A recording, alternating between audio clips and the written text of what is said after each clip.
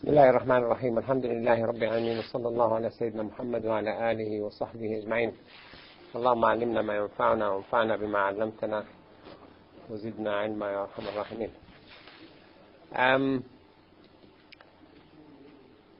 The names we're going to discuss today has very important implications. Those of you who were on Friday,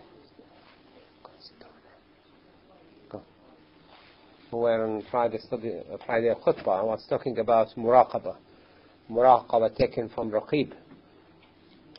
So one of the name of Allah Azza wa Jal, which is very, very important to know, because the minute you understand what Raqeeb is and imply your understanding to your life, it will make a major shift in your belief in Allah Azza wa Jal, and major shift in your adherence to what He wants you to do.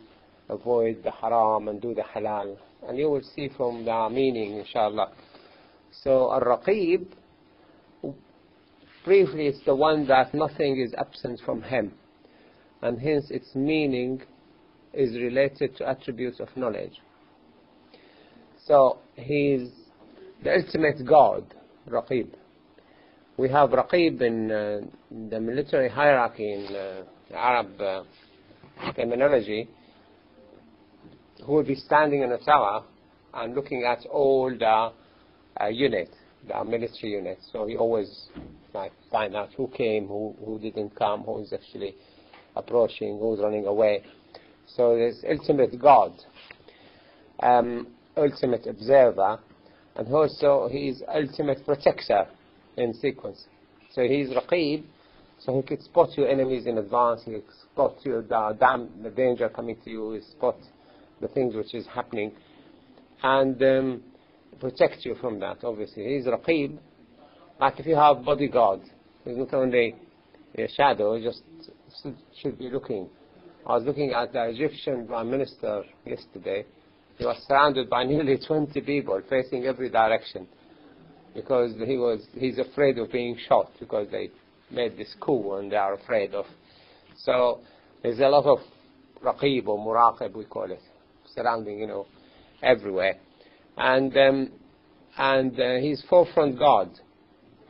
He's ahead of you, ahead of everybody, and he's predicting and spotting all the changes. Al-Raqeeb, and he's the left to stay behind you. So when you go, you have bodyguard, he goes with you. You probably have some guards staying at your home to guard your home. You have some security. So Allah Azza wa Jal, when you do the dua al-safar, you say, Allahumma anta al-khalifatu fil ahli wal mali wal walad. You are the one I left behind to look after my family, my money, and my children. So whom you leave behind you, you leave Allah Azza wa Jal. He is Raqeeb. He is always there, protecting you, looking for your house, and making sure that you go safely and your house remain protected. And the Prophet ﷺ said, "Urqubu Muhammad fi ali baytihi." Make sure you protect the family of Muhammad ﷺ. Allah Azza wa Jalla said in the Quran, قُلْ لَا أَسْأَلُكُمْ عَلَيْهِ أَجْرًا إِلَّا الْمَوَدَّةَ فِي الْقُرْبَى. I don't want reward from you, I don't want any wage from you, I just want you to be good to my family, to love my family, to respect them. So that's all what I want, which is not too much to ask for. So that's Al-Raqeeb, is the one who is left behind to guard you. And Al-Raqeeb, who has all the knowledge. There's no point leaving somebody to guard who doesn't know. People could come and they have all sorts of methods to steal you without probably your son noticing. They could distract him. And so the Raqeeb is knowledgeable of everything, including the hidden and unseen, sophisticated, all sort of ability. So Raqeeb has to be full of knowledge and knowledgeable. So Raqeeb is knowledgeable as well, and he knows all about us. So he's not only Raqeeb to protect you and know what's going to happen to you or defend you against your enemy, he's also counting on you, what you're doing. So Allah counts your breath, counts what you say, or what you think. So you have allocated angels. إن عليكم لحافظين كراما كاتبين يعلمون ما تفعلون. So there's angels who are kiram, noble angels, katibin, they write, and they know all what you do. ما يلفظ من قول إلا لديه رقيب عتيد. Allah said, every word you utter, there's somebody who is muraqib, raqib, and he's strong. He doesn't get distracted, doesn't forget, he doesn't run out of papers and, oh, we missed that. What did you what did you hear? Don't ask each other. They are on the spot. And also never away. Allah never away. Never like, he's busy in another galaxy, or he's busy in the throne, or he's having a wedding or having a party. He's always there. He never away. And Allah Azza wa Jal is الرقيب, mentioned in the Quran. اتقوا ربكم الذي خلقكم من نفس واحدة وخلق منها زوجها وبث منهما رجالا كثيرا ونساء واتقوا الله الذي تساءلون به والأرحام إن الله كان عليكم رقيبا. So this first ayah in Surah Al-Nisa, O people, be aware or be mindful of your Lord, or protect yourself from His punishment, or fear your Lord. اتقوا ربكم, the one who created you from one single soul and created from and created a similar type to it. وخلق منها زوجها. Of the same type He created his partner or his spouse, and from both of them He scattered men and women. And fear your Lord, who you will be asked about, and you will be only asked about arham, your relatives. Especially arham is the female side of your family. So you'll be questioned about your relationship with Allah Azza wa Jalla. Next stage you'll be questioned about your arham. So this is why rahim is very important, that you have, you always, like to protect your rahim. You always make sure they are safe and they are fed and clothed, accommodated, protected. And then Allah follows it saying, Inna Allah kana alaykum raqiba. Allah is always observing you. So one of His characters, observer over you. Why He use angels? If He is observing everything, why He needs angels? Katibin as well, if start writing. And why would He need angels? One reason could be that because He's going to judge us, He needs some witnesses as well. So He wouldn't have enough time, you mean? No, I mean He wouldn't take the being judged and the witness and the jury, everything. Too much for Him? No.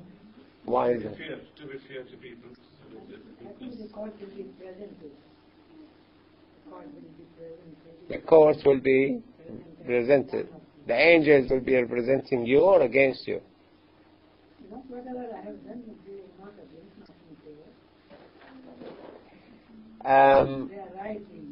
They are writing. Why He needs people to write?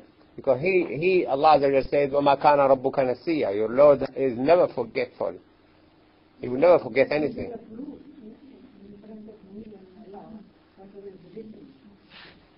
He brings the proof, whatever written against you. Yeah? Any more thoughts? Any more reason why? Why would Allah need the angels? To keep them busy. Yes, reward them. Give them wages, employ them.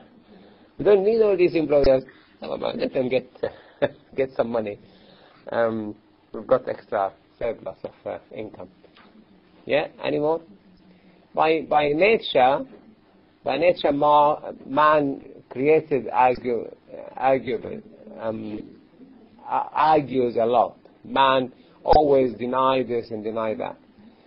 So Allah, to make it fair to him, He does two things. First, He tests him, and secondly, He have witnesses. And apart from angels, who will witness against you or for you?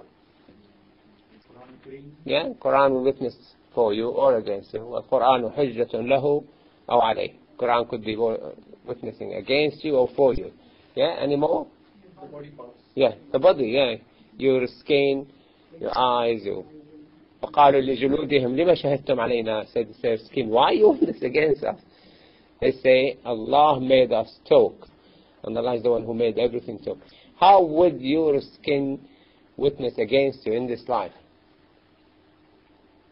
You don't have to go to Day of Judgment. Your skin could witness against you, huh? Or your feet, or your arms. Yeah, fingerprints. Fingerprints, footprint. Everyone has different footprint because we lean differently.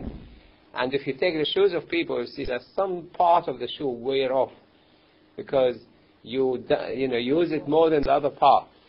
And people were a theft in Christmas a few years ago in Stafford, and they caught the thief around 5 minutes later, not far. They were fresh as snow, and he stole the house and walked to his house. And not a single person walked after him or before him. So he was like, easy, just gone, followed him, and they caught him. Obviously, they didn't even need to test the feet, the press, but they actually do. And the same with the iris, the same with the jaw, the sound. Your sound is an Egyptian film when somebody of those dictators, he was like an aide to the president, and what he was doing, obviously stealing money, and they said his hard work. So he accumulated $150 million in the bank in Switzerland, and you can only open the safe by your voice, and they had cancer on the voice. He couldn't talk. So his family started hating him. Why you used your voice? And so your voice witness against you. You're in this life. You don't even need to go to the Day of Judgment. Your voice witness against you. Your iris, witness, your skin, your genetic fingerprinting now, and your component, everything could. So here Allah just said, "Inna Allah kana alaykum raqiba." Raqeeb is the nakira, we call it. Raqeeb, anyone could be Raqeeb, but AlRaqeeb is the ultimate Raqeeb. The ultimate one who is keeping an eye on you all the time and every time. With the التعريف معرفة, yeah. اسم معرفة الرقيب. Raqeeb, you could be Raqeeb, I could be Raqeeb, observing what my wife is doing, where she's spending my money, what she's doing with that, whatever. That's Raqeeb. So, إن الله كان عليكم رقيبا. And again, when Sayyidina Isa radiallahu anhu, sallallahu alayhi wa sallam, he appeared before Allah Azza wa Jal in the Day of Judgment, Allah Azza wa Jal will say, have you told people that you are my son? أنت قلت للناس اتخذوني وأمي إلهين من دون الله. Have you told people to take you and your mother two gods instead of Allah? And he will say, ما قلت لهم إلا ما أمرتني به. I only told them what you ordered me to do. And ما قلت لهم, I didn't say to them, but what you asked me to do, ما قلت لهم إلا ما أمرتني به, that worship Allah, my God and your God. ربي وربكم, my Lord and your Lord. And you have been, I was a witness among them, on them, when I was around them, but when you توفيتني, we'll come back to توفيتني, you remained the Raqeeb عليهم, الرقيب. So you remained the Raqeeb. You know what they've done. When I was there, I can't tell you what they said. But when you توفيتني, you remained الرقيب عليهم, and you are the witness over all things. أنت على كل شيء شهيد. What توفيتني here means? What توفيتني means? When you lifted me. Lifted me, raised me. But رفعه الله. رفعه raised. But why he used the word توفيتني? What's in Arabic? There's two words for death. One wafa and one maut. So what's the difference between wafa and maut? What's the difference between wafa and maut? توفى. انت استوفيت الدين. شو معناتها؟ أخذت الدين. ولما توفيتني means when you took me up. So wafa, does it mean maut? We've been through this before, if you want to remember. What wafa means? What's the difference between wafa and maut? Do you go through wafa, or have you been through wafa? Have you been to Wafait? They say in Mi'zana, in the Manara, in Mi'zana, where I live in Syria, they have the habit of going to when somebody dies, they go to the loudspeaker and say, لا إله إلا الله وحده لا شريك له له الملك وله الحمد توفي إلى رحمة الله. So and so being توفي. Now, توفى means the soul has been taken out of the body. You might be dead when it's taken out. You might still be alive. Yeah? When do you go through wafa and you're not dead? Sleep. Yeah. Thank you. One star. Allah said in the Quran, إن الله يتوفى الأنفس حين موتها والتي لم تموت في منامها. Allah take the souls of people when they die, when they are dying. He didn't say after they died, when they are dying. حين موتها, when they are dying. Because you could die the next minute, you could die after 16 years. Because the body is still alive on the organ level or molecular level, cell level, but you're dead spiritually. And Allah take the soul of the people when they are asleep and send it back if they're supposed to wake up. فَيُمْسِكُ الَّتِي قَضَى عَلَيْهَا الْمَوْتِ. Keep with him, the one who's supposed to die. So when did he die? Oh, a minute ago. It wasn't a minute ago. He died when he went to sleep. The soul left, never came back, because the body gone. The body had heart attack or a stroke. So he probably was dead from the time he slept, because the soul left the body, never came back. Or the time he went unconscious. This is why I say to people, when you decide on whether your loved one is dead or not, should they stop the cardiopulmonary resource, the machines, should they stop them or not? Look at the body. If the body is in a mess, is multiple organ failure, the heart failed, and the lung failed, and the kidney failed, and the blood failed, and everything. So, and he's unconscious, probably he's dead. Already dead from the time he lost the conscious. وَنَحْنُ أَقْرَبُ إِلَيْهِ مِنْكُمْ وَلَكِنْ لَا تَعْلَمُونَ لَا تُبْصِرُونَ سورة الواقعة.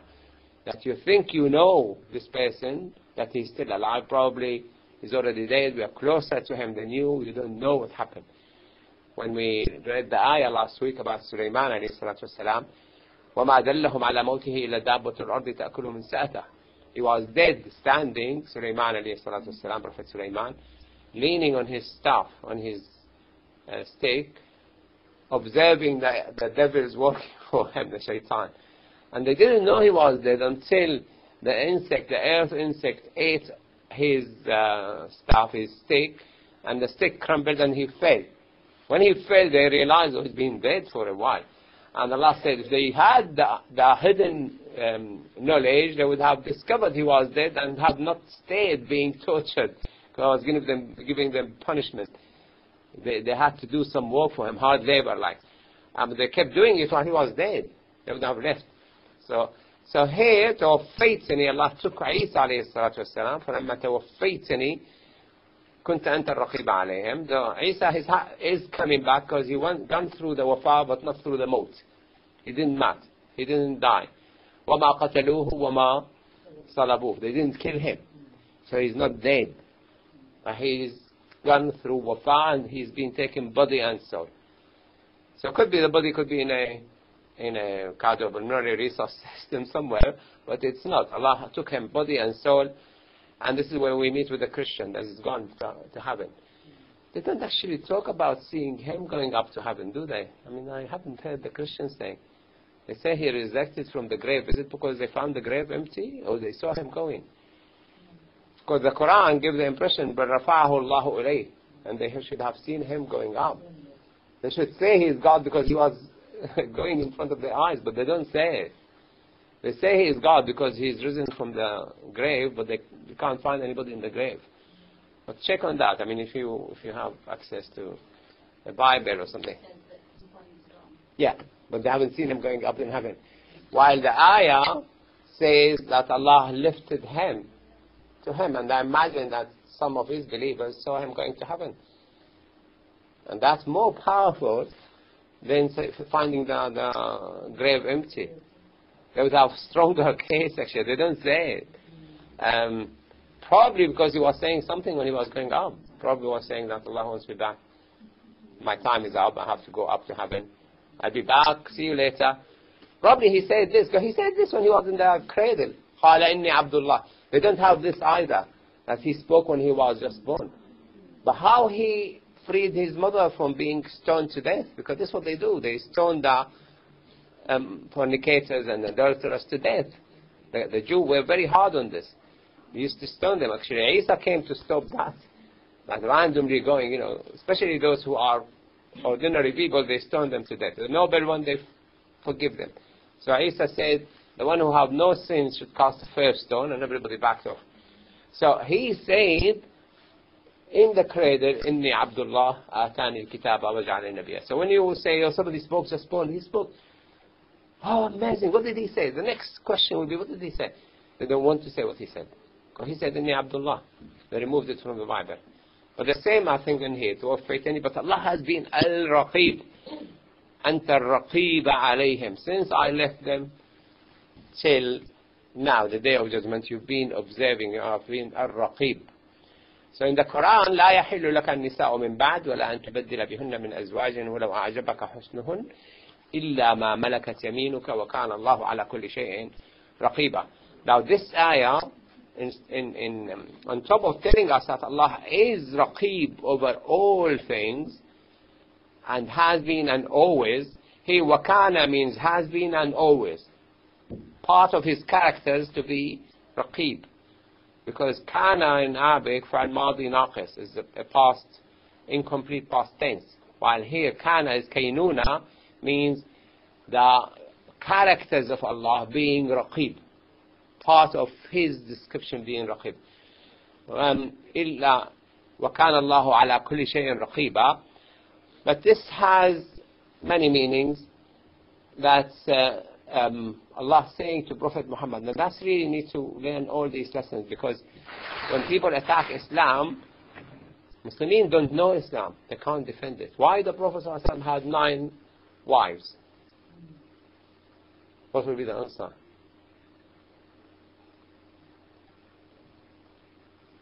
People what kinds of women what men can marry, that they can marry divorced women, they can marry non-Muslims, they can marry Christian and Jew, yeah. Can marry married women, divorced, widowed, unmarried, virgin. So he can marry all sort of. Yes, what else?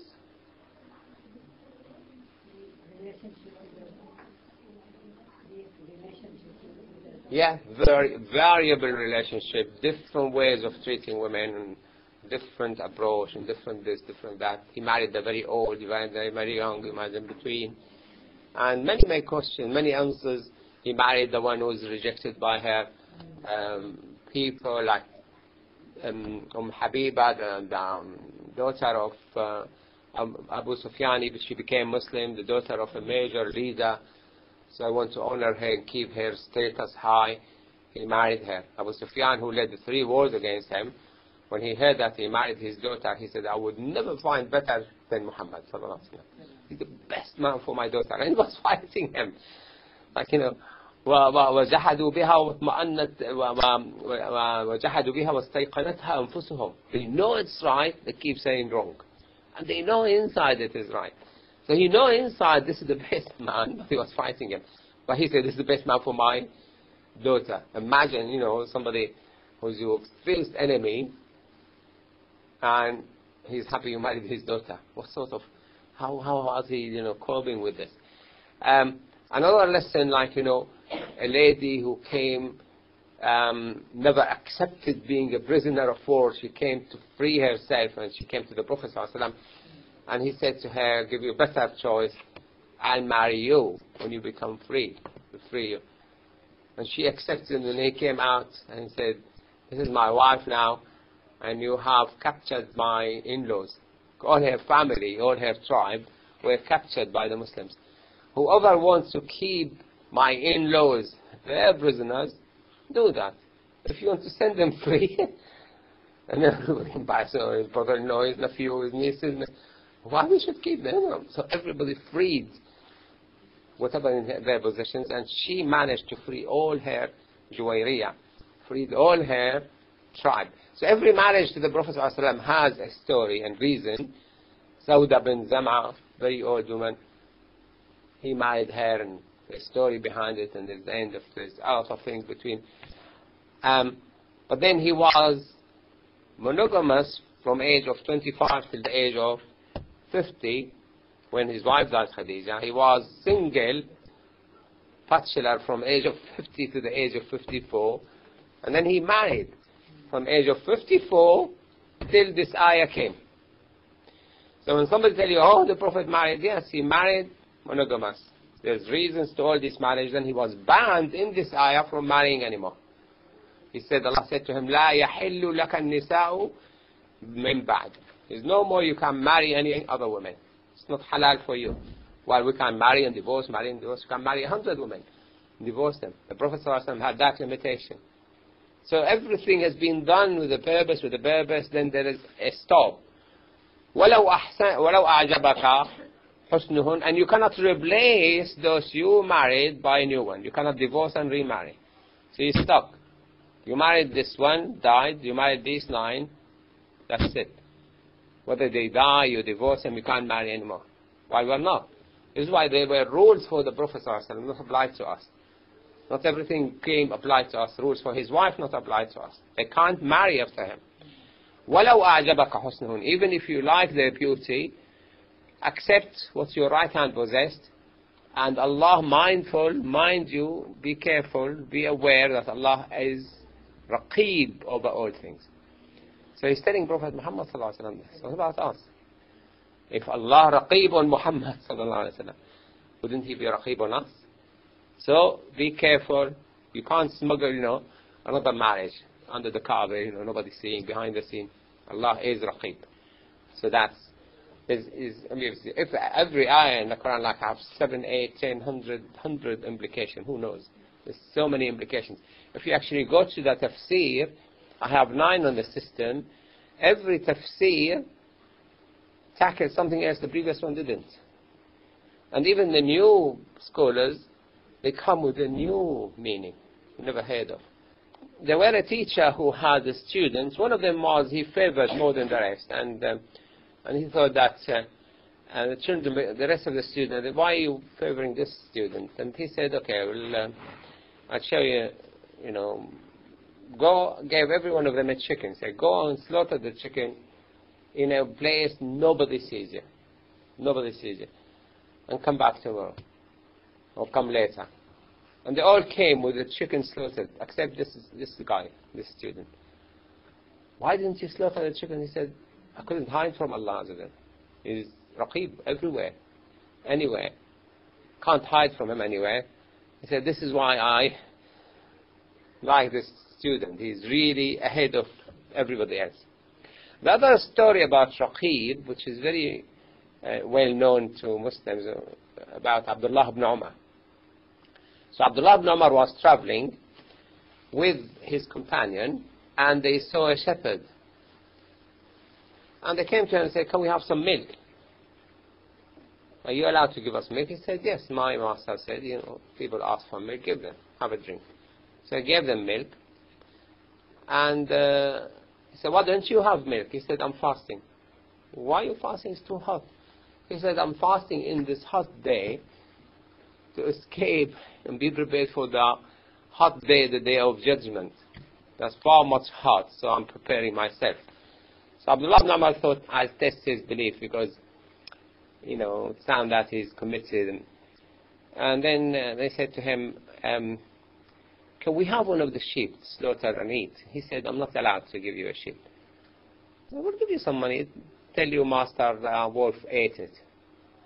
And then this guy became so angry and said, Fa'in Allah, Fa'in Allah. Where is God then? Where is God then? Where is God then? And Abdullah ibn Umar was so taken that himself, Fa'in Allah, started himself saying it. Fa'in Allah. So this man is the belief that Allah is Raqeeb. Is so prominent in his mind, and Abdullah ibn Umar was so pleased to find him like this, and he bought him and sent him free. He said, this guy really need to move ahead and with this mentality. So Al-Raqeeb in the hadith, which I mentioned in the khutbah today, that's when Jibreel came and asked Prophet Muhammad ﷺ, what's Islam, what's Iman, what's Ihsan? And the Prophet ﷺ said, Ihsan, to worship Allah as if you see Him. And if you cannot achieve this state of devotion, then you must consider that He sees you, or looking at you. Like I was saying in khutbah, that now there's a lot of monitoring going on. Everywhere you go, there's CCTV, and there's phone tapping, and there's satellite navigation. It can locate you. You can locate your car. You can even put a bandage on your wife or your husband, check where they are. Or criminals. They put tag on the criminals, not because you're a criminal or you are, but you can't do that. You can't put a tag on your car. You can check your house while you are in Holland or in Australia. You can phone people, you can see people. So the way of observing now is so massive. Like I heard that the Americans are going to bring the satellite pictures of the bombing of the government in Syria to their people, chemical weapons, and they're observing, there's satellites there taking photographs. You wouldn't be surprised, because when you drive your car, I don't know about the strength of your navigator, but it's around a meter. They will locate your car in a meter, or probably 2 meters. When your car moves 2 meters, the navigator moves 2 meters. So the satellite sees your car move. And they store the information. You have YouTube, contains probably billions and billions of gigabytes, and you have the internet, contains so much information. You have like all these videos, you can store it on a small chip, now the mobile has 8 gigabytes, which this size, the size of your small nail, which could contain information of all the British Library. So Al-Raqeeb is able then. It's easier, I was saying on Friday, it's easier to believe now than the time of the Prophet ﷺ. If he says Allah recording, angels recording, on what? There's no paper there, there's no paper there. Now, somebody asked a sheikh in Iqra, he said, can I take the Quran with me to the loo? He said, no, haram, I can't. Unless it's well protected and it's in a bucket which cannot fall and whatever. He said, no, my Quran on my mobile phone. He said, your mobile phone is fine, you can take it there. But it's the Quran. Isn't haram? He said, you can't argue with such mentality. He said to him, do you memorize any Quran? He said, yes. How much you know? He said, I know Juz Amma, Tabarak. Where is it? In my memory. You take it with you to the law. And he said, this is the same. The Quran on your laptop, on your mobile phone is all electronic and all, So he just but was really very clever answer. So Allah, the Prophet ﷺ saying, Al-Raqeeb, you reach the stage that you believe in Allah, you worship Him as if you're seeing Him. If you're not seeing Him, He is Raqeeb on you. He is seeing you all the time. So you need to be mindful of this. And what's in it for you, that's what you should achieve. Self-observe. You always need to know you are observed. You are on candid camera, CCTV in operation, God in operation, Al-Raqeeb in operation. He's always there. The angels leave you when you go to the loo, you sleep with your wife, but Allah doesn't. Allah is aware of all what you're doing all the time and every time. So He is Al-Raqeeb. And what's in it for you? Be always aware that Allah is observing you, and do not be diverted by shaitan. Because this is what distracts you. Now you could be in the lecture and somebody could talk to you like Hala talked to Catherine, and they wouldn't pick the next what I said, isn't it? What did you say? What did you say? I didn't hear it. I was talking to you. Allah doesn't get distracted. Oh, he's in Africa now. He's busy, There's many people dying in Syria, He's busy there. No, He's not. He's there every time, all the time. When Musa ﷺ came to talk to Allah Azza wa Jal, Allah said to him, now we tested your people behind after you left them and they failed. So, فَتَنَّا قَوْكَمَا مِنْ بَعْدَكَ. So while you were here, we were testing you people, and they worshipped the calf. And when Musa, فَرَجَعَ مُوسَى غَضْبَانَ أَسِفًا, he went back angry. He already knew. Allah told him, we tested him and they failed. So he was in the two places, because he is in all the places, all the time. So don't be diverted by shaitan to forget Allah there. We do. We're human, we forget. فَعَصَى آدَمُ رَبَّهُ فَغَوَى. From Adam until now, Adam forgot. Allah was observing. Allah told them, don't do this. Imagine Allah told Adam alayhi to his face, talking to him, do not get into this tree. What else I cannot do? Nothing. Just don't get near this tree. Do anything else. This is why he was kicked out of paradise. We can use the word kicked out, but that's the only thing. That's the only thing he did. So don't be distracted by shaitan, and best worship being mindful of Allah all the times.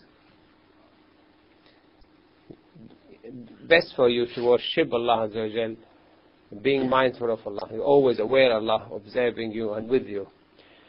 The hadith of the Prophet ﷺ that if you make a perfect wudu and you come and pray 2 rak'ahs to Allah Azza wa Jal, and you don't choke yourself during it, Allah wipes off all your sins before.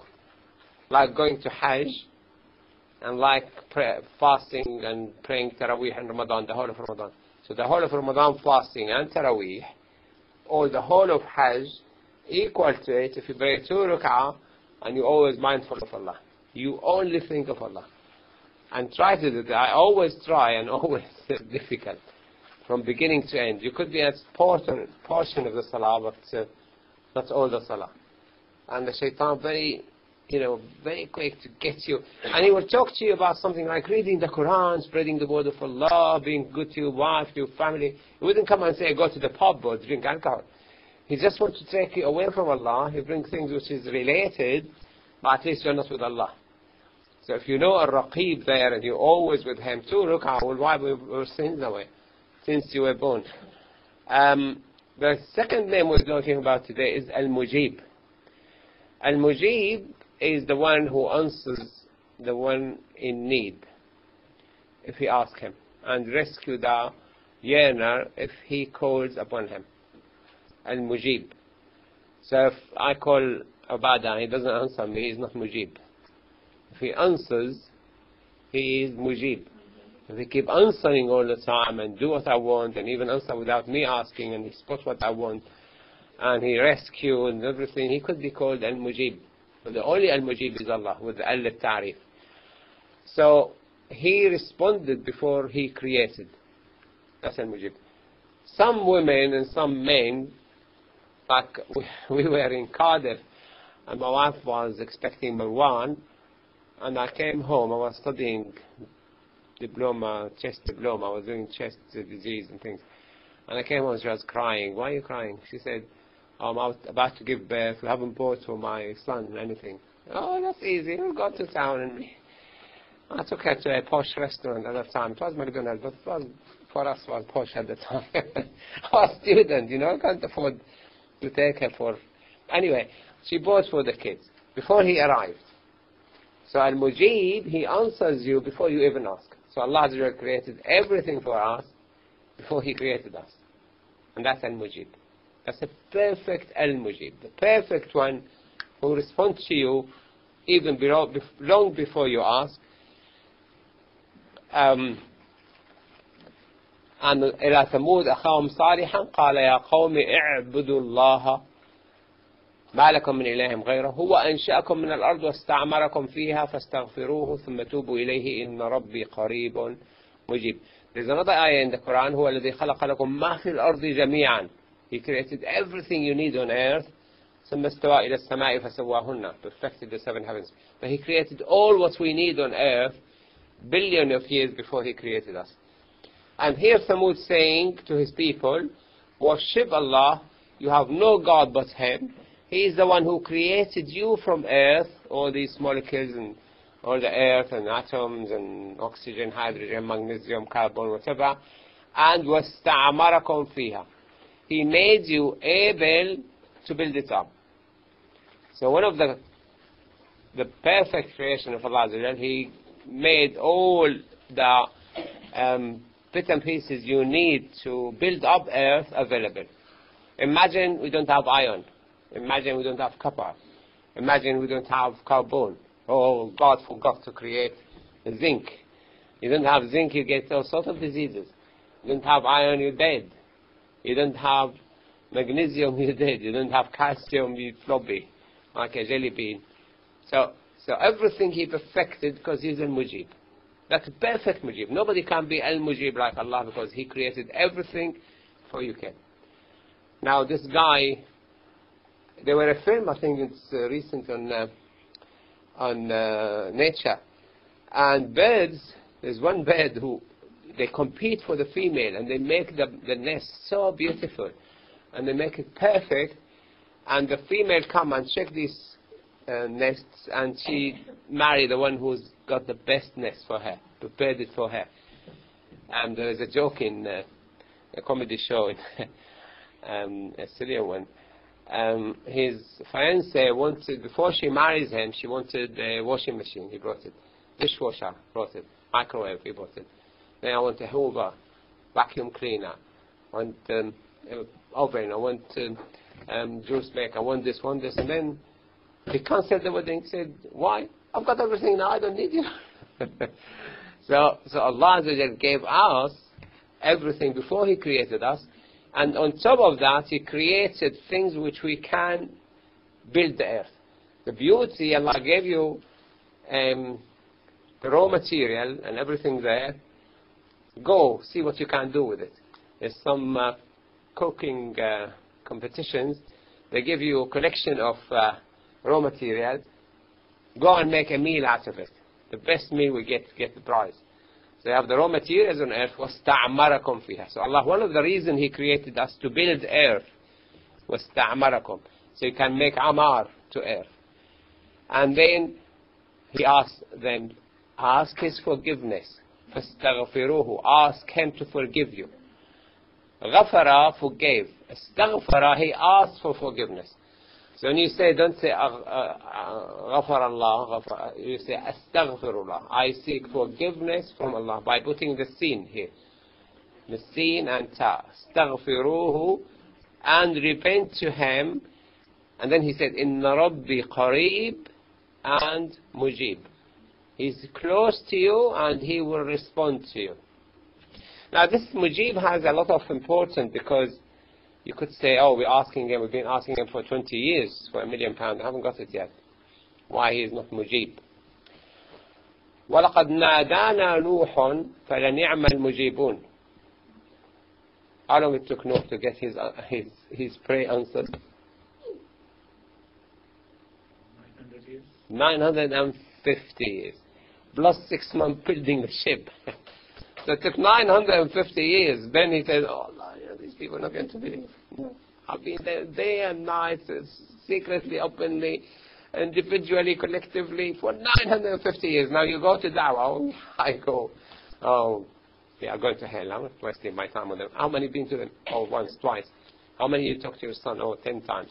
How much any time you spoke to your daughter, your wife, your friends, your brother, your work? None.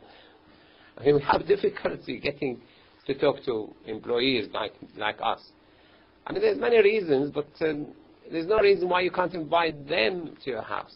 I did, but I'm doing it. I've been doing it regularly. But I've done it. It works.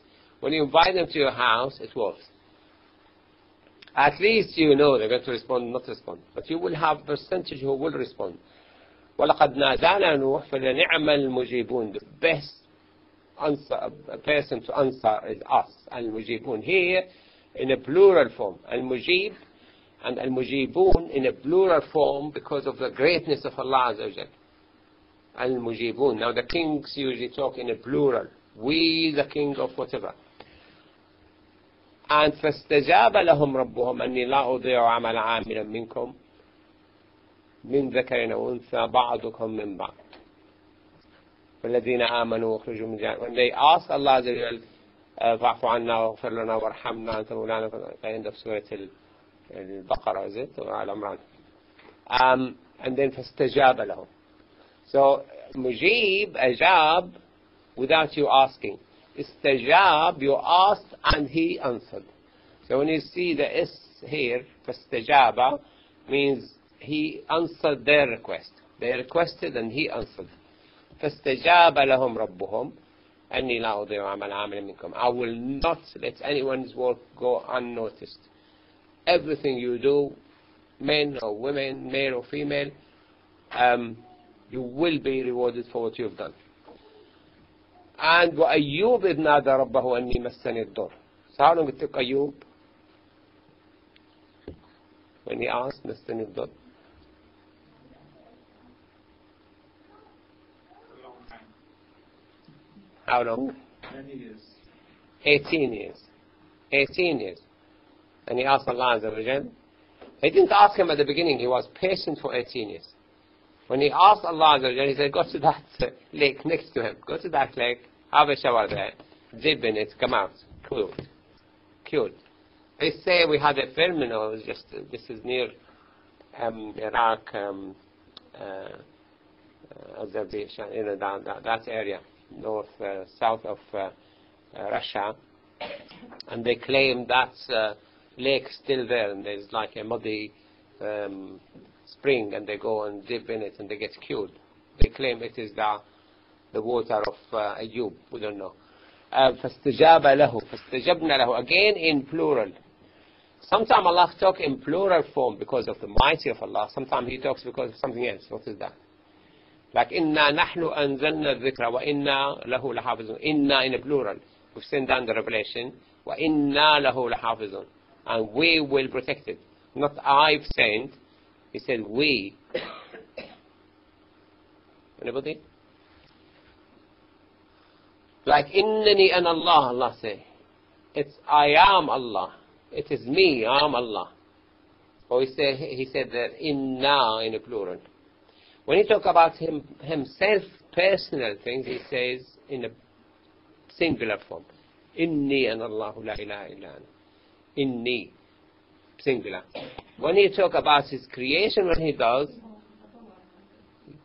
when he talk about in plural form, because he includes some of the creations in what he's done. Because inna nahnu nazzalna zikra.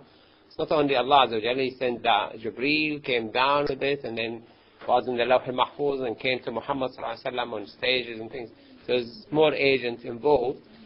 And the same protecting the Quran, more agents. You can say, oh, I wrote it. Allah said that he spoke in a plural because, yes, He wants to include you. Give you a credit as well. You joined us, you've done this. And the same when you talk about planting and... so He فَاسْتَجَبْنَا لَهُ and removed the harm which hit him. And he lost his children. He was about to lose his wife as well. وَآتَيْنَاهُ أَهْلَهُ وَمِثْلَهُمْ مَعَهُمْ. He gave him double the number of children, and that's a blessing from us. رَحْمَةً مِّنْ عِنْدِنَا وَذِكْرًا لِلْعَابِدِينَ, to remind those who worship that this is what we will do with you as well. So if you ask Allah, Allah will answer you back. فَاسْتَجَبْنَا لَهُ. And أَمَّنْ يُجِيبُ الْمُضْطَرَّ إِذَا دَعَاهُ وَيَكْشِفُ السُّوءَ. So when you are muttar, in desperate need, you are in a plane falling, in a ship drowning, in a severe disaster, you ask Allah, only Allah will respond. أَمَّنْ يُجِيبُ, who will? Allah will. وَيَكْشِفُ السُّوءَ, and remove the harm. And make you خُلَفَاءَ الْأَرْضِ, you inherit the earth as well, come in charge of it. And المجيب is تستغيثون ربكم فاستجاب لكم أني ممدكم بألف من الملائكة مردفين. When they asked Allah Azza wa Jal for help in Badr, Allah said فاستجاب لهم. They requested تستغيثون, you asked for rescue, and Allah responded. فاستجاب. المجيب استجاب. So ajab before you ask, istijab after you ask. أني فاستجاب لكم, and I will be sending 1,000 of the angels following each other. And وَإِذَا سَأَلَكَ عِبَادِي عَنِّي, if my servant asks you about me, I am very near to them. أُجِيبُ دَعْوَةَ الدَّاعِ, I will answer the da'wah, the prayer, the request of whoever asks me, when he asks me. So, if you have the intention to ask Allah, Allah could answer you even before you start asking. And sometimes it does happen this way, that Allah, yeah, I was going to ask Allah. You ask Him, but He's already done it. You're going to do it. At the same sometimes, I really get terrified sometimes, because you do the sin and think Allah will punish you. So you do the sin, and then a ticket comes the next morning from the traffic warden or from the parking or somewhere. Fine. I only did the sin yesterday. I parked the car the day before yesterday. So how is it? The punishment was coming ahead before you did the sin. You do the sin sometime, the punishment comes the next day. But the punishment the ticket issued a week ago, and it's dated a week ago. So Allah blocked it, and then you did the sin, and then they dropped the letterbox. I mean, I don't know whether you get the same or not, but sometimes I get terrified, if I do this sin, it will be a punishment. So, it could be tomorrow, it could be something, and then you cross this traffic warden with the cameras, and you have 14 days. You're worried about 14 days. If I commit a sin, then that will be processed. If I don't commit a sin, then the policeman probably find it difficult to measure the... I don't know how Allah works it up. If you can link the sin to the punishment, you are a saint. You are wali from Allah. If you are so pure that you can pinpoint why this happened. Because many of us, I do a lot of sins. I don't know which one Allah hating me for. Because I wish I know, so I can choose the sin for that hit. I don't know. But Abu Hanifa said, I know my sin, or one of the scholars said, I know my behavior or my sin from the behavior of my slave and my camel or my horse. They start messing, and he starts recalling what I've done wrong to deserve that punishment. وَقَالَ رَبُّكُمْ دُعُونِي أَسْتَجِبْ لَكُمْ. Ask me, your Lord said, ask me, I will respond to you. But the rest of the ayah is very serious, because he said those who are arrogant and they refuse to ask Allah Azza wa Jal, it's considered disbelief. They will go to hell. If you refuse to ask Allah Azza wa Jal, you go to hell. Why is that? Oh, I don't need Allah.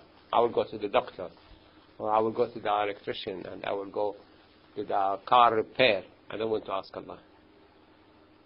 Why, if you refuse to ask Allah because you are arrogant, you go. But if you refuse to ask Allah for shifa, I'll go to the doctor, I'll go to the dentist. You are in a way denying Allah has the ability to cure you without the doctor, without the dentist. You're refusing to ask Allah to cure you is denying Allah has the power. If you say, I will go to the doctor because Allah asked me, because the Prophet said, Tadawu ibadallah, seek treatment to a servant of Allah, because Allah didn't create an illness but created a cure for it. I'm doing it because the Prophet asked me to do it. You'll be rewarded twice. First, because you know Allah is the curer, He will cure you. Secondly, you're obeying the order to go to the doctor. So you're rewarded twice. If you refuse to ask Allah, you will be the one like the Christian who say, oh, God cannot forgive, He had to slaughter His son. So one denial of a name of Allah, deny one of the name, you could go end in hell. So if you refuse to accept Allah is Mujib, that He will respond, you might end in hell. So not a single one you have to deny. Now, do you respond to Allah's call? So Allah said here, فَلْيَسْتَجِيبُوا لِي وَلْيُؤْمِنُوا بِي. What is it? فَلْيَسْتَجِيبُوا لِي. You have to respond to Allah and believe in Him, so you could be guided correctly. So if you don't do what Allah wants you to do, why you expect Allah to do what you want? So it works both ways. You do what I want, I do what you want. Aisha radiallahu anha, when he married Juwayriya, she saw her, she said, oh my God, but if the Prophet see her, he will marry her. And he did. And she said to him, oh, Allah does everything you want. He said, if you are with Allah the way I am with Allah, He will do what you want as well. So be with Him as I am with Him, He will be with you as He is with me. So it works with you, it works with me. With everyone. Be as Allah wants, Allah will be as you want. So, do you respond to Allah's call? Allah Azza says, وَيَسْتَجِيبُ الَّذِينَ آمَنُوا وَعَمِلُوا الصَّالِحَاتِ. Those who believe and do good deeds, they will respond to Allah. So Allah will give them from His bounty. And those who don't respond to Allah, Allah called them kafirun, and they will have severe punishment. So it's all linked together. You have to believe Allah will answer you back, and you have to ask Him. If you refuse to ask Him, you don't believe He responds. You don't believe He has the ability. It's all linked, following each other. And الَّذِينَ اسْتَجَابُوا لِرَبِّهِمْ الْحُسْنَى. Those who responded to what Allah asked them to do, they have the better life, the best. And those who refuse to obey Allah, refuse to believe, refuse to worship, refuse to do what He asked, if they have what's on earth, or what's in and on earth, and multiplied to free themselves from the punishment of the Day of Judgment, they will not be able to do so. And they will end in hellfire, and that's the best destination, the best mihad, the best bed for them, the best dwelling for them. So you have to respond to Allah Azza wa Jalla. يا أيها الذين آمنوا استجيبوا لله وللرسول إذا دعاكم لما يحييكم. Or you who believe, respond. As ye istajibu, Allah asked, you have to answer. You ask, Allah answer. Istajibu lillah and His Messenger if they call you to what will give you life. Are you not alive? You are alive. What life He will give you? Some people's life is like the life of a dog. And some people's life is a mansion house and precious, property and luxury food and whatever. So Allah will give you life. You will enjoy life. You will feel happy, even if you have nothing. But Allah will call you to give you proper life. So that's the life you get. Now, as people who are alive, dead, living, I see people, sometimes because of mental illness, sometimes because of laziness, sometimes because of stubbornness, the dog there better than their life. Many times I found the animals living better than them. At least the cats go out and enjoy the sunshine. We had somebody living in the house. He wasn't mentally ill, just living in a tib. The cat, was going out enjoying herself. He wasn't. Sometimes, people in miserable life all their life. So many of them, and you wonder why. And then when you hear, you don't want to hear what they've done to Allah. They're not even enjoying this life. They will end in hell. It's like they tell us, like the poor disbelievers. They're poor in this life and then end in hell. At least the rich disbelievers are enjoying the life here, and it's okay. They go to hell next. But there's people like this. So AlMujeeb, Allah chooses method to respond. So that's one of the important things. I've been calling Allah for £1 million in the bank and this and that. And He hasn't given me. Allah will respond in a method you might never discover. Allah respond with a method more beneficial to you. It happened to me many, many times, and I'm sure it happened to many of you. Allah responded in a better way. You discovered 5 years later, alhamdulillah, I wasn't, didn't take that job, didn't marry that woman, didn't go to that country, I didn't do this. Ask and be convinced that Allah will respond. ادعوا الله وأنتم موقنون بالإجابة. Ask Allah and you are confident He will answer. But He could answer in different method, different way, in more beneficial way to you. What's in it for you? Mujeeb, you need to respond to Allah. To get Him to respond to you. And do not respond to people. If people ask you, either you give them or politely apologize. وَأَمَّا السَّائِلَ فَلَا تَنْهَرْ. You don't kick the one who is asking. No matter what he does, nicely just step away from if you don't want to give. If you think he's, lying, he's this, he's that. We were in Morocco and we went to see somebody's grave. It's just give an impression in your mind about some, it was Qadi Iyad, buried in Morocco, Marrakesh, it said. And a guy said, "Oh, I'll show you where there's nothing there to show us. There's no, explanation, nothing. Somebody buried there. What's that?" So he started demanding money. What for? I showed you. He didn't show us anything. And then my son said to him, "Well, no, he didn't actually do anything. I mean, I don't see why I should." He's a young man, around 22. And then I gave him some 10p or something similar, and he threw it away. And he said, "I own so and so and so." We suspected that. Well, to cut the argument short, I gave him some money, but then he wasn't happy with this. He thought he would get £10 or something. So it was never from us, from him to us. He was telling us off. And I said, "You really need to go and find a job. I mean, that's not a job what you're doing." And if you go there, you go to Qadi Ayaz, it's just an old house, very old, and there's a grave there with an old cloth, green cloth on it. That's all. It's nothing actually. But this guy, he said he's sa'il. He's asking for money because he did a job. And Al-Wasi' is the next name of Allah Azza wa Jal. And Al-Wasi', like you have a container, you have a bigger container, and the Wasi' will contain everything. So Allah is Wasi', very big, massive, but not in size. We said last time, He's not big in size, because you cannot put Allah Azza wa Jal in a space. This is His end, and this is His end, and it's the top and the bottom. It's haram, you can't. He is Wasi' in knowledge. He is Wasi' in power, in generosity. He's endless income, endless creation, endless food and drink He can give. He's endless of things. He's Wasi' in richness, and He's Wasi' in power, unlimited power. And Allah is Wasi' in resources. He doesn't run out of resources. So He gives and gives and gives and gives. I mean, when in the 70s, when the petrol price went up and they imagined, we'll run out of petrol in 10 years or whatever, then they started rationalizing, and they discovered more oil, and they discovered it wasn't true.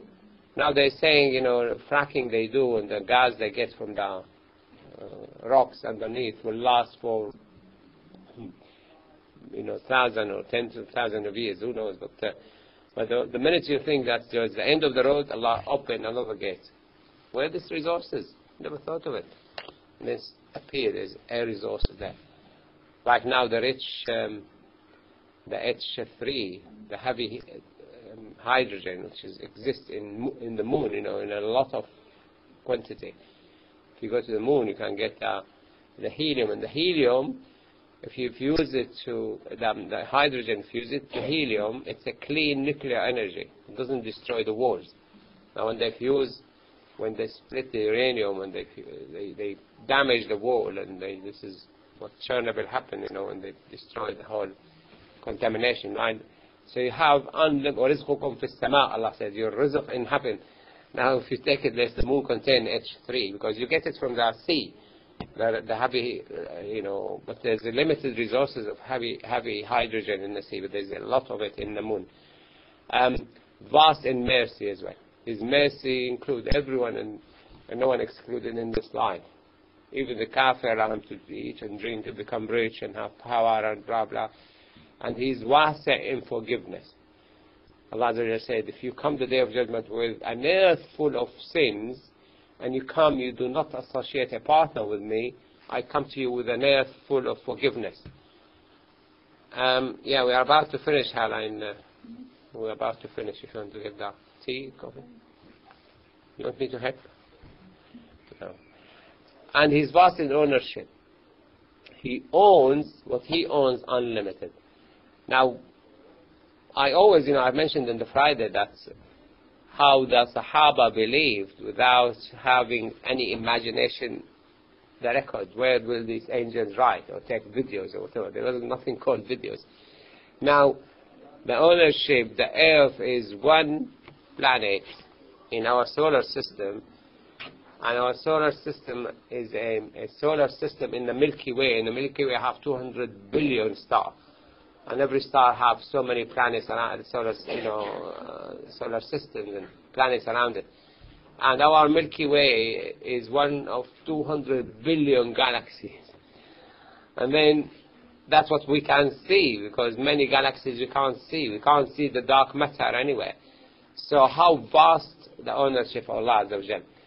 Now if Allah said in the Hadith Qudsi, He said, if the earth is worth a wing of mosquitoes, for Allah Azza wa Jal, He would have not allowed an unbeliever to have a drink of water. But the value of planet Earth is less than a wing of a mosquitoes. And knowing the universe now is even less than a cell in that wing of mosquitoes, looking into the vast universe we live in. And Al-Wasi', vast reaching power. He can get you wherever you are. And He's not in a hurry to get you, because He will catch you.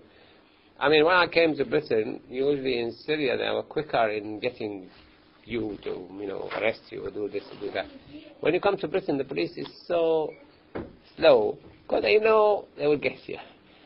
They will take time, and they will, unless they fear you're running away out of the country or whatever. But Allah is vast in wasi', so He will catch you. The things which is amazing us, how Allah says, do whatever you want to do, I will catch you after you die. So you could say, oh, Allah will never catch me. Yeah, all right. The police will never catch me. What will happen? Yeah, like Jimmy Savile, can't be taken to court. He died. Allah will catch him. Yes, British law couldn't reach him. Allah will. So Allah vast in His ability, even after you die. If a bank says to you, I'll give you £1 million, go and buy a mansion house and pay me back. I say, oh, I'll be dead before I pay him. Okay, I'll take the £1 million. And then you say, why the bank gave me the £1 million? Probably they might have a way to preserve my body in cryonic state, freeze me, and probably they will bring me back to life when they have the ability and force me to pay. Start thinking, why they have... Allah said, don't worry, do whatever you want, and die, we will catch you when we bring you back. So this is ultimate power. Allah will catch you even after you die. Bring you back, the soul will not die, bring the soul to the body, pay back. So, قُلْ لَوْ كَانَ الْبَحْرُ مِدَادًا لِكَلِمَاتِ رَبِّي. How knowledgeable Allah, how big Allah is, how wasi' Allah is, saying if the sea was ink, and you use it to write the words of Allah, the things He created, light, glass, water, this and that, to write it, the ink will run out, and there's still a lot to write. لَفِدَ الْبَحْرُ قَبْلَ أَن تَنْفَدَ كَلِمَاتُ رَبِّي وَلَوْ جِئْنَا بِمِثْلِهِ مَدَدًا. Even if you brought so many extra oceans. So you have all the oceans on earth, turn them into ink, start writing the knowledge of Allah, you run out of these oceans, and you bring more oceans, you run out of these oceans, and the words of Allah will never end. So this is how wasi' Allah is. And Allah said, وَلَوْ أَنَّ مَا فِي الْأَرْضِ مِنْ شَجَرَةٍ أَقْلَامٍ. If all the earth trees were made pens, and all the oceans and the seas were ink to use with these pens, and multiplied 7 times, the whole oceans, all the ink will run out, and the words of Allah will never run out. Inna Allah Azizan Hakim. Allah is so wasi' that His knowledge never ends. There's no end to His knowledge, no end to even the words, the name of this. Like you say, electron is one word, but you can write articles, books about electron. The job of the electrons, how you generate electrons, how you lose electrons, what will happen if you hit the electron, what will happen if, can you split the electron, can you do this? Even the word, you can write books about it. So this is what Allah is so wasi' that you can never come to calculate how much knowledge He has. So Al-Wasi' in the Quran linked to Al-Alim. He wasi' and the knowledge is unlimited. وَلِلَّهِ الْمَشْرِقُ وَالْمَغْرِبُ. So Allah is the east and the west. And wherever you face the face of Allah Azza wa Jal, you find the face of Allah there. Obviously you don't see, oh, Allah there. You see the mighty of Allah, the creation of Allah, the ability of Allah. You will see Allah wherever you turn. You see what He created. The signs Allah is the Creator. Inna Allah wasi'un alim. So He's wasi', unlimited knowledge, unlimited resources. Wasi' and alim. So He links it to alim. And also, Allahu yu'ti mulkahu man yasha. Wallahu wasi'un alim. He gives His kingship to whoever He wanted. And Allah is wasi' and He has the knowledge. He knows what He is doing. Wallahu yudha'ifu liman yasha. You do things, Allah will multiply it to you, because Allah wasi' and alim. He is knowledgeable who deserves, and who is done sincerely to Allah, and who deserves to be rewarded, and who is this and who is that. الشيطان يعيدكم الفقر. Shaitan promised you that you will get poverty if you spend, and order you to do indecent things, and Allah promised you forgiveness from Him. So no matter how much Shaitan, frighten you, Allah will forgive you. Even if you fall a victim of Shaitan, Allah will forgive you. And an extra, وَفَضْل. Reward according to just judgment. Whatever you've done, you get rewarded for that.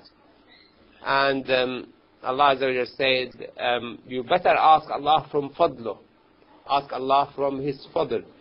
Because fadl, like I mentioned last week, if you come and give your son as a pocket money, £100, that's a lot of money for a child. If a super rich give you £1 million and he's a billionaire, that's a lot of money for you. But that reflects the ability of that giver. He must have a lot of money to give £1 million or 50 million. But if Allah gives you, means that He has massive amount. He's really, so Allah wasi', and He knows who deserves to be forgiven. And also, وَلِلَّهِ الْمَشْرِقُ وَالْمَغْرِبِ فَلَمَا تُوَلُّوا ثَوْبًا, we said it. وَاللَّهُ يُؤْتِي مَنْ يَشَاءُ مَنْ يَشَاءُ وَاللَّهُ يُضَاعِفُ لِمَنْ يَشَاءُ وَاللَّهُ وَاسِعٌ عَلِيمٌ. And الشيطان يعدكم الفقر والله يعدكم مغفرة منه. Now there is a lot of ayahs in the Quran about wasi' and alim. And I thought I'll go to the Quran and show you here. I probably will. You can explore it yourself. Just try to wasi' and explore it in the Quran. Now, one thing about wasi', vast, intangible, and generosity and intangible. I couldn't find better word, because Allah is generous with something you can see. Thank you. Now this is tea, and I can see and drink and things, and probably Allah stopped a mosquito dropping in it, or a fly, or Allah stopped, somebody put a poison in it. Allah stopped, something happened to my stomach when I ingested. So it's something you don't see. The things you see, you acknowledge, yes, Allah gave me money, Allah gave me a house, Allah gave me a job. But the things you don't see, Allah protected me from cancer, somebody else was in the same position, he got it. One of the things in medicine, we know, if you bring 100 people to a room and bring somebody with tuberculosis, put him there, only 4 catch it. 4 will have tuberculosis, and 96 will be protected. So why you are protected, not the 4? Thank you. That's a gift from Allah Azza wa Jalla you don't see. So you could be walking in the street and something drop, hit the one behind you, who didn't hit you. So why is that? Because Allah Azza wa Jalla is generous to you in a hidden way. So that's what you need always to thank Allah. That's mentioned before also, that Shaykh Abdullah al-Muslih, he's very good in this. He said, everything hits you, be assured that replace something really big what's going to hit you, and Allah reduce the punishment, reduce the penalty. Like if you go to Morrison and you park for more than 2 cars and don't buy anything from Morrison, they will give you £80 fine. If you pay it within 50 days, they make it £50 instead of 80. So probably if you get a fine of £50, probably Allah replaced it, because you are going to be hit by £1,000 or something. or an illness, or problem at work, or this or that. So that you need to always know. He's wasi' in that. And it is hidden, it's hidden, seen in this life and hidden in the hereafter. So you will be rewarded in this life, or not rewarded, but there will be a lot of reward in the hereafter. You go to the Day of Judgment, you have mountains and mountains of rewards. Where this came from? Allah multiplying it for you, investing it. So imagine you investing your sadaqah jariyah will be invested. A child who will pray for you, invested for you. You do something, Allah will carry on multiplying the reward continuously. So the hereafter hidden. And وَسِعَ رَبِّي كُلَّ شَيْءٍ عِلْمًا أَفَلَا تَتَذَكَّرُونَ. Allah has all the knowledge, so remember that, don't forget. And at the same time, Allah wasi', so could hear everything everywhere at the same time. Allah wasi' sees everything everywhere at the same time. Like infinite processing ability, infinite hearing ability, infinite seeing ability. And the universe is functioning, showing that. We said from very beginning that believe in Allah Azza wa Jalla, you have to go through 3 impossible situations. First, Allah would have not created himself, He's always there. Allah cannot be 2 gods or more. Allah cannot be created by another God, because one of them is weaker, one of them created, one of them is the creator. So I talk about the creator. And Allah has the infinite ability. Allah understands everything He sees and hears. We might hear something and not even understand. It's a different language, spoken differently, hidden meaning. They could say something and they mean something else. I'm still a foreigner to the English language, because I still don't laugh in every joke. We could be watching comedy and my daughter would be bursting, laughing to head off on these 2 guys. What was the joke? I can't. So although I understood the words, but I didn't understand the joke, what they meant by it. So, but Allah understands. Allah uncovers secrets.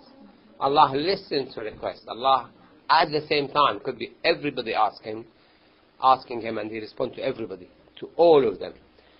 And does not get distracted by anyone else. Allah wasi'. So, if you are looking at 2,000 ants at the same time, but the ants can see only 1 ant or 2 or 3 around there. You can see all the ants, but you can't see all the ants on planet Earth, what Allah does. So you have to accept Allah wasi' in knowledge, wasi' in ability, wasi' in power. And what's in it for you? Be inclusive, vast, accommodate. We have difficulty. I am the first, probably the most of you, who cannot contain everything, cannot accept everything. Still, I'm hungry with this, I didn't like that.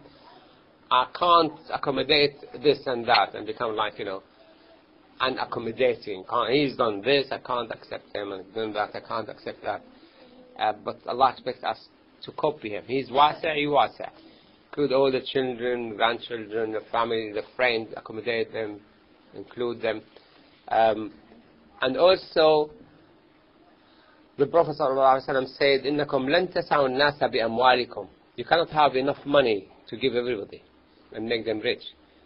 But you can accommodate them by having the smile and having the good characters.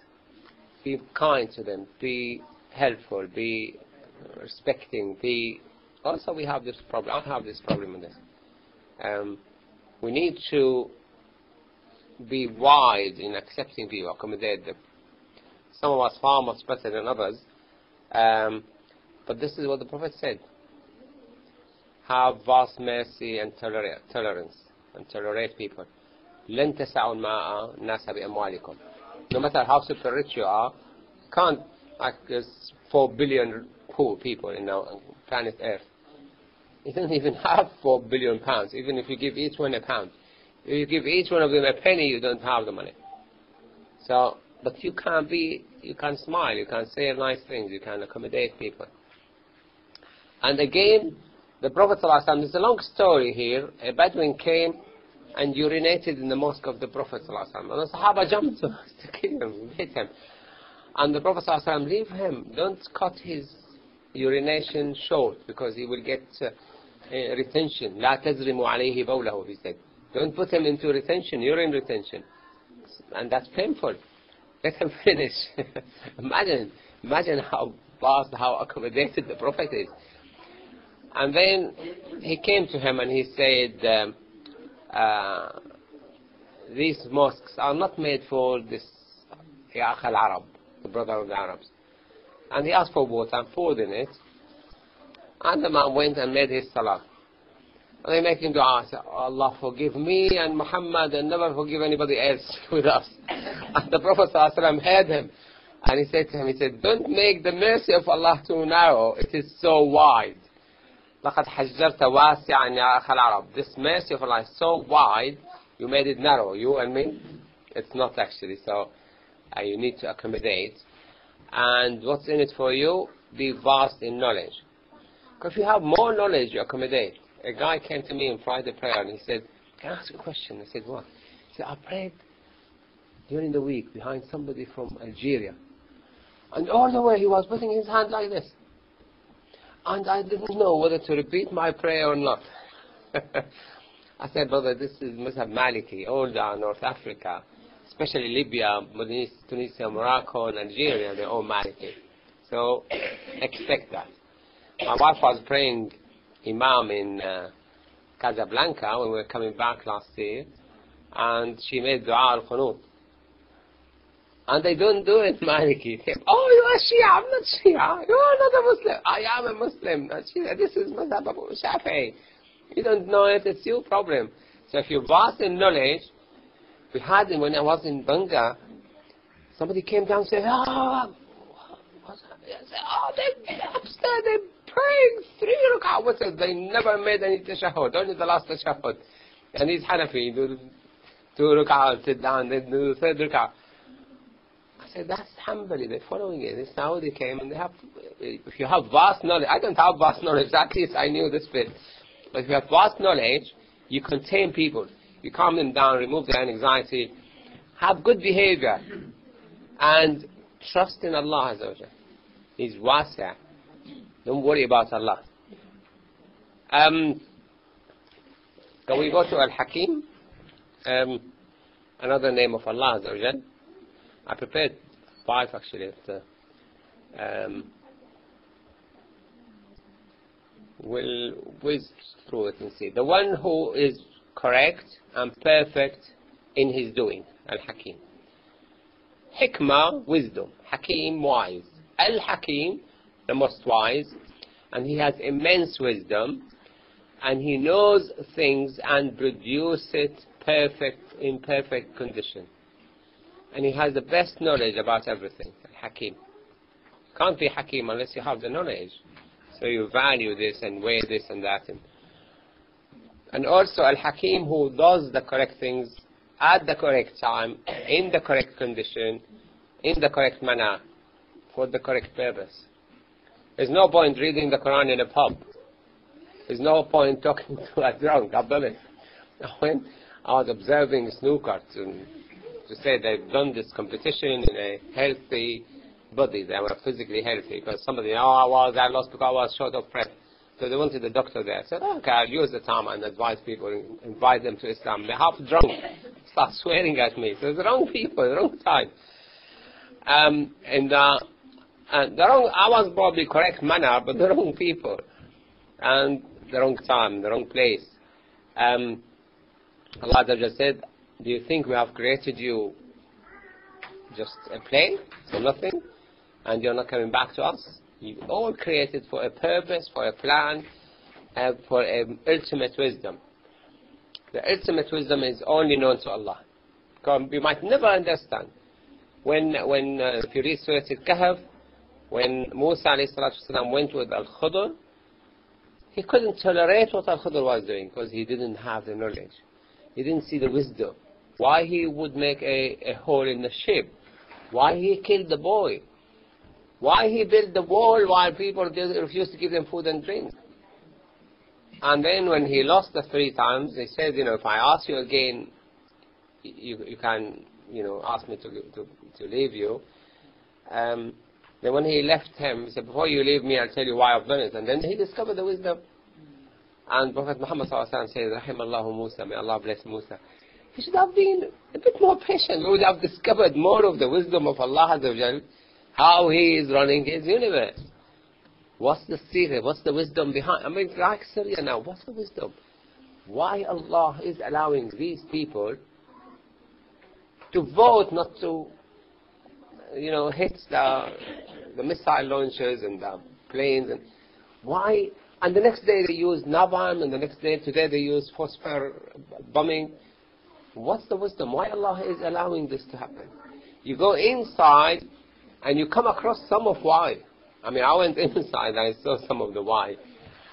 And my son-in-law, you're running away from being killed, you're running away from being tortured, and you have no jobs and nothing. And he employed them to run a hospital, and they want to act like they were with Bashar Assad to bring their relatives, employ them. I'm employing you because they have the skills, the ability. Why I should employ your cousin? Oh, it's my cousin. No, I don't have to employ your cousin. So he came and he said, he sacked some of them because the mentality is still there. You're running away from being dead, and now you want to abuse the system and employ somebody who doesn't fit the job.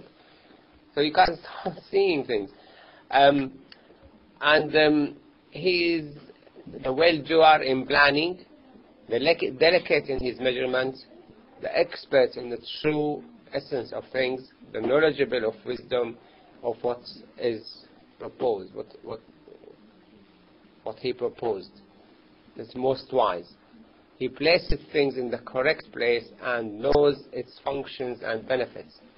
So if you put, I don't know how much your children destroy things for you, but you put the mobile in the loo, or they pour the water over the laptop. It's not wise. And Allah Azza wa Jal has no personal agenda. He's not doing it because He has a hidden agenda. I get this and get that. And no objection to what He does. Because it's the best which could be done. Allah has done it. And Allah is the wise. The Holy Quran mentioned that in 42 times.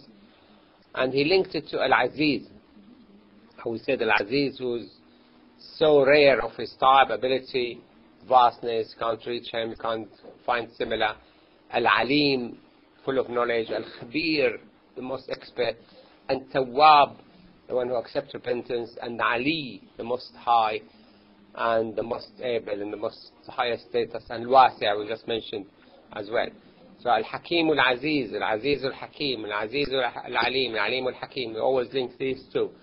So Al-Hakeem is linked to a lot, and there is 92 other verses in the Quran. Al-Hakeem is part of it. And Muhammad sallallahu alaihi wasallam is sent to teach the wisdom to mankind.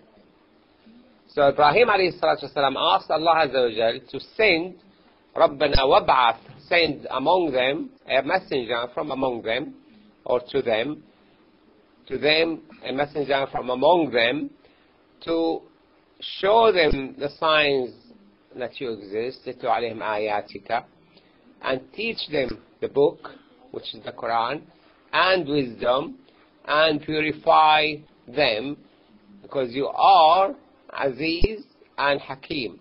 You have the most wisdom, you know what to do. And Aziz, you're only of your kind, unreachable, nobody live without you, most needed, whatever the Aziz we mentioned before.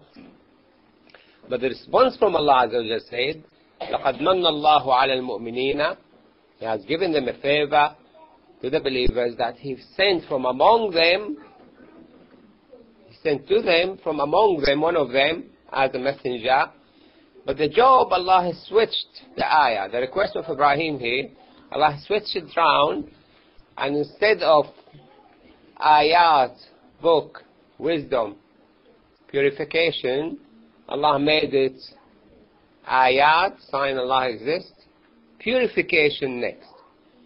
And then teaching them the book, and He moved the hikmah, wisdom, to the last. Why is that? Why is that?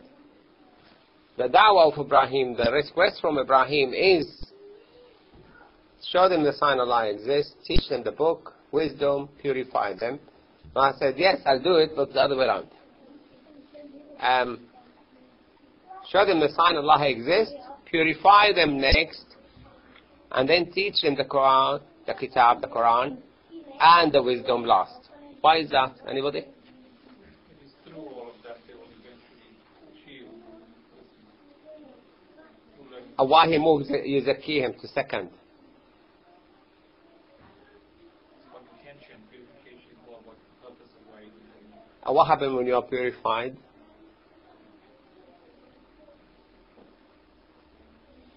My teacher used to teach us this. He says, this is a whiteboard.